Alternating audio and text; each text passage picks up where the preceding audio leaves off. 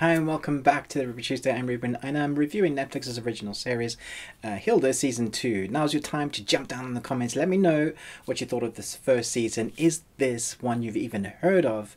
But for now, let's jump into the review. Hilda follows the adventures of a fearless blue-haired girl as she travels from her home in a vast magical wilderness full of elves and giants to the bustling city of Trollberg, where she meets new friends and mysterious creatures who are stranger and more dangerous than she has ever expected. So this is an animated series that I think a lot of animation lovers or just lovers of interesting characters have been sitting on. It's actually I would say it's a quiet gem sitting there in the background. I don't think Netflix has pushed this out there that much, not nearly enough.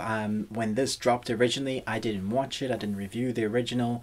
I have since caught up and I'm under the impression it's actually very good.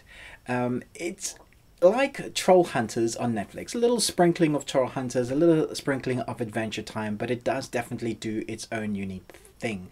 We had 13 episodes in the first season where we see Hilda encompass everything magical and learn about herself in the adventures with her twig, with her pet twig, and elves and gnomes and giants and witchcraft and wizardry, all sorts of magical beings that you could think of. Sorry, I was just thinking back.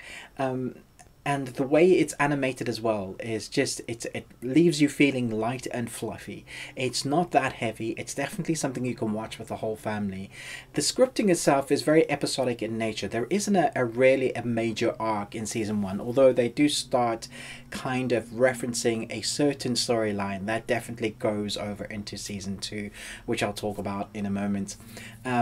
Suffice to say, season 1 and season 2 are very similar in nature. We have another 13 episodes. They're about 20 minutes apiece if you take away the credits and the intro. And you get those individual adventure episodes with everything that's going on within Hilda. And we see adventures, you know, it really kind of harks back to kind of the Adventure Time storyline and the way they do it, the way they bring it up together. So you have them going on an adventure, something crazy will happen, and it always does, and then it's up to Hilda and her friends to learn something about themselves, but to also solve and protect the town.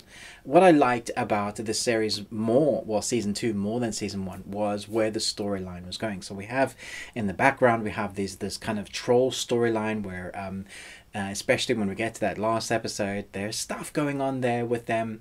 I'll do a spoiler ending talk for that, I think, because I don't really want to go into spoilers now. So this time, as with the first, we had ventures with the Elf Kingdom, we have ventures in the nowhere space. We have interesting dynamics between Hilda and her mom and her pets and her friends.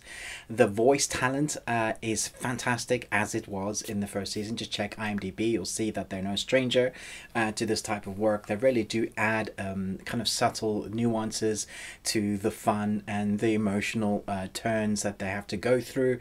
I like the color palette. It is unique in its art style, which I think makes it unique in its storytelling as well. The score is fun and definitely adds a sense of adventure that they're going for. And I always like that there are consequences to the things that they do and they learn from those consequences. And that's kind of like the moral of the story for each episode, which is very interesting.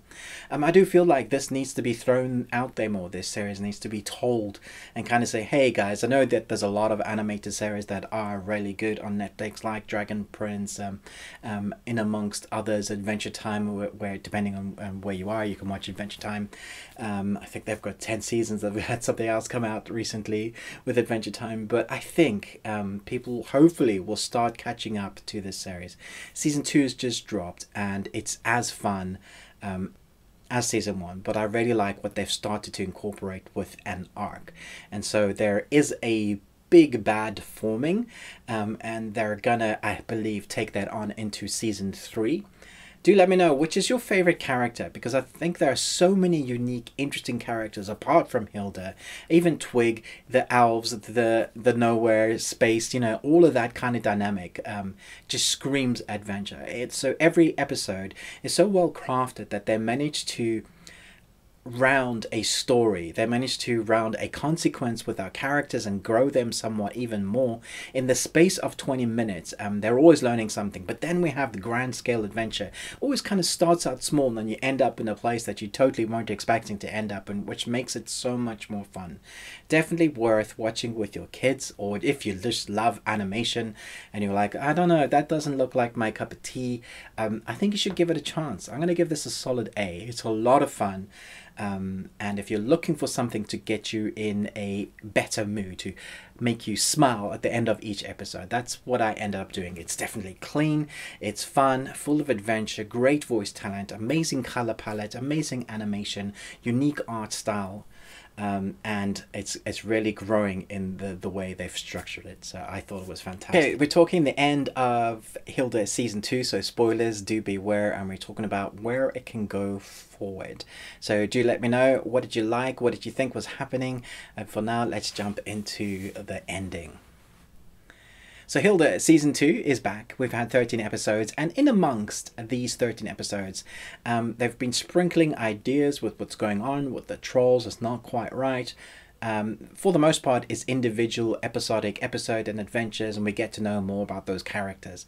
But specifically the last episode, we see Hilda and her mom, they have a fight about who's going to do what. One person is going to go and continue going on an adventure and get the troll dust from the troll castle or something, and her mom wants her to play a game, and they have this tug and pull. They're both growing, they both need different things from each other, and so in amongst that, they get pulled into the nowhere, and they're meant to go across. You'll know it if you've seen it, and they end up in I think it's Troll City, or the underground Troll City, and there we see them trying to figure out how to leave and escape. At the same time, we have their friends who now realize that they're gone, and we have this adventure of her friends, Hilda's friends, trying to track them down outside of the city walls. Very Attack on Titan that way.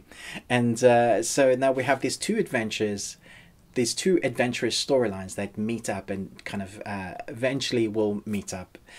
But what was most interesting about this was the whole way where they're talking about what are the trolls doing, why there's so many of them, what are they up to. The last few seconds we see that Hilda actually hasn't been rescued. In fact, she's been replaced by a baby troll who can change their looks, and so now we're left thinking, well, how many children or people have been replaced in this city, and is this their way of infiltrating and overtaking the city? And I think that's where season 3 is going to go, because obviously Hilda is turning into a troll herself. That's what it looks like. And then there's the mimic of herself back with her mom. And I do think that this is all going to come into fruition in season 3. Where do you think it's going to go? There's all of them on the hill and the mountaintop. There's a lot more of them. I wonder for one, how many people have been turned to full trolls. Or maybe that's what they're saying, that they always were. That's how trolls come into being.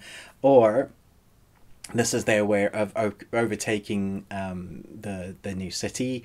Or this is their way of their infiltration. Because I don't get the sense that they're fully evil or just fully bad. There's much more going on there, although they do feel pretty naughty. So I don't know that they're going to follow a similar storyline or structure to Troll Hunters, Guillermo del Toro's version. There's reminded me a little bit of that storyline and where it could go. But at the same time, there could be multiple sects and multiple variations of trolls and who believe one thing and don't actually want to hurt, these guys, the elves, the gnomes, the other people in this magical city. Hopefully Hilda will be okay, and she normally is, and they'll figure out a spell or a magical way to get her back to being her normal self. What do you think is going to happen? Where do you think it's going to go? Were you surprised by that ending? It was a lot of fun. I'm eager to hear your thoughts on it. Who's your favorite character? What is your favorite Netflix animated series so far? Thanks so much for watching this, but most of all, until next time, remember, live long and Tuesday.